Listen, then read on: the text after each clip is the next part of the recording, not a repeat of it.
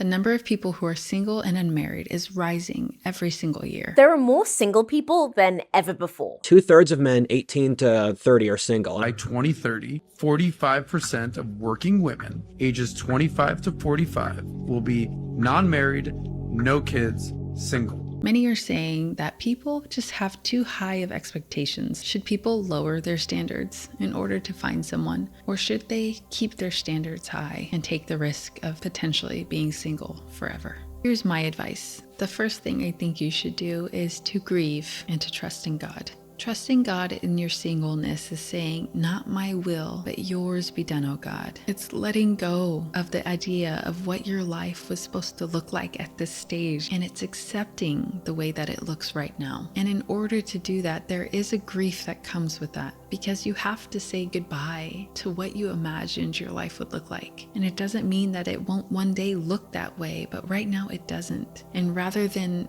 spending all of your energy and attention hyper-focused on what you don't have, you have to accept what you do have and what you don't have. So if you need to cry, grieve and cry out to God. Express your heart to Him. Let Him know that you're not okay with the way things are and that you don't like this reality, but that you will trust in Him and to accept whatever life it is He's weaving together for you. 2, work on yourself. Oftentimes, our perception of ourselves is just honestly diluted.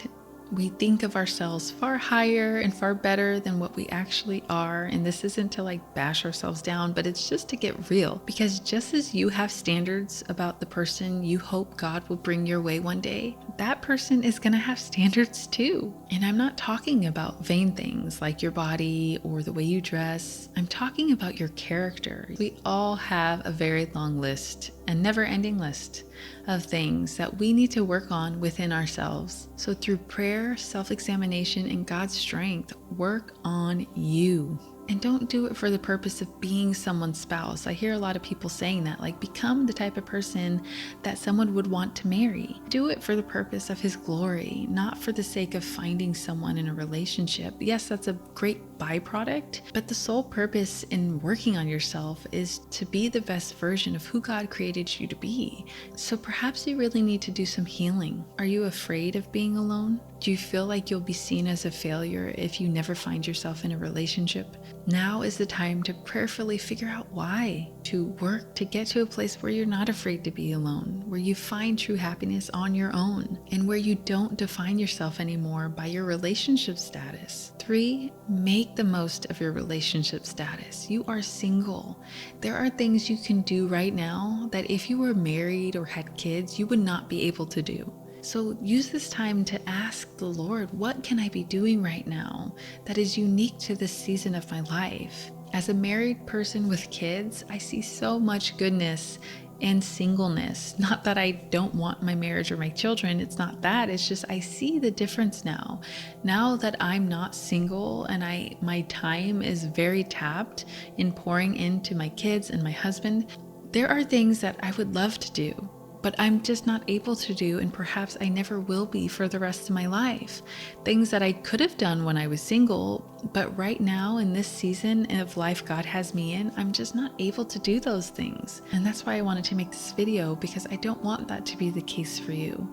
I don't want you to look back and say that. I want you to know that you made the most and maximized every opportunity you could in your singleness. And that through that, He led you into some of the most amazing opportunities that you might never have again in your life. Next, you want to analyze and make sure that none of your standards are actually preferences.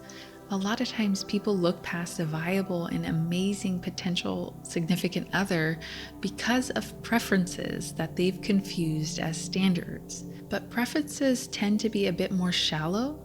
Like you don't like how short someone is or the way that they're dressed, or even potentially you don't like the race. It's not the race that you typically date, and so they automatically get written off. These are the types of things that should be negotiables, not hard line standards. So what you want to do is make a list. Make a list of everything you believe your standards are, and then really carefully comb through that list and see, are any of these actually just preferences? Maybe what you think is your type isn't right. Just like we often have an ideal version of who we think we are, and we're actually not that at all, we can have an ideal version of who we think we should be with, and it's actually not right. So this can cause you to keep looking into the same places, and you just keep coming up empty, because it's not the place you should be looking, because the type of people that you find there are the same type of people you've been with all these years, and it's just not working. So perhaps you need to pivot. Prayerfully ask God, if there is someone out there for me, who is it? And what are they like? And where should I be looking? Maybe I shouldn't be looking at all right now, but if I am to, where? What kind of person should I be looking for? Because I think that this is what works for me, but maybe I'm not right. I truly believe it is so unloving to be with someone because you simply want to be with someone. It's not respecting that person, it's not respecting yourself, and it's honestly selfish and unfair, because settling often leads you to what you don't want, which is a loveless and toxic relationship or marriage.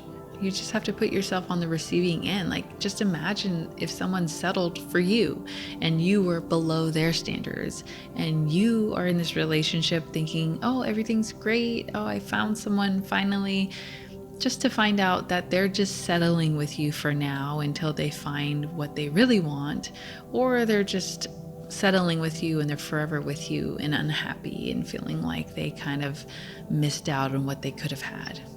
It's like, what a terrible position to be in. Like, why would we want to put anyone in that position? It is much better to be single than to be in a relationship with someone that you're settling for. So don't settle on your standards, but perhaps you might have to settle on your preferences.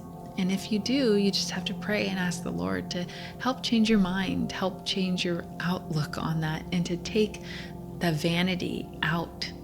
Because there are so many great people out there who sometimes just don't fit our preferences, but never settle on your standards. And finally, I understand that for some of you, singleness might be your permanent relationship status. And if that is you, I pray that you will come to find that your life is not defined by your relationship status, and that there is so much goodness that you're able to find, even in a life that you never imagined for yourself. And if there is any other tidbits of advice that I didn't share today that you think would be valuable for others who are in a season of singleness, comment below. I will see you next time.